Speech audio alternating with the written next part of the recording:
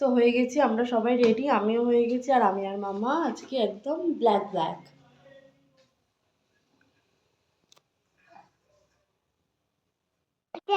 তো এখান থেকে স্টার্ট হচ্ছে আমার মাম্মাম আর মাম্মামের পাপার পুরুলিয়া জার্নি।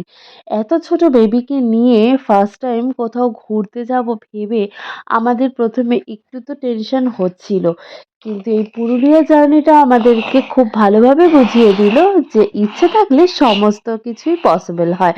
তাই আমরাও কিন্তু খুব সুন্দরভাবে মামামকে নিয়ে পুরুলিয়া থেকে ঘুরে এসেছি। তো যাই হোক, আমাদের প্ল্যান ছিল আমরা অযোধ্যা পাহাড়েই থাকবো। তো সেই হিসেবেই আমরা হিলটপের উদ্দেশ্যে রওনা দিয়ে দিয়েছিলাম। আর আমরা যেখানে ছিলাম সেখানে নর্মাল রুম আর টেন্ট হাউস সমস্ত রকমই ব্যবস্থা ছিল, যদিও আমরা ছিলাম নর্মাল রুমেই।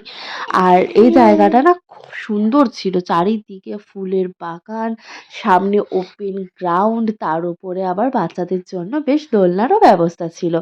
তো বেশ ভালো লাগছিল। আর জানো তো, আমরা যেদিনকে ওখানে পৌঁছেছিলাম না, সেই দিনকে হচ্ছিল ওখানে ম্যারাথন রেস।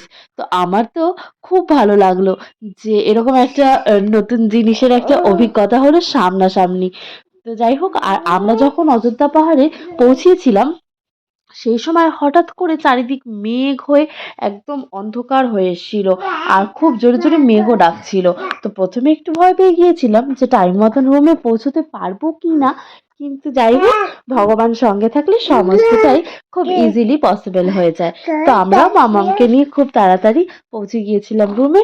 আর প্রথম দিনটা এইভাবেই আমাদের খুব সুন্দর কেটেছিল।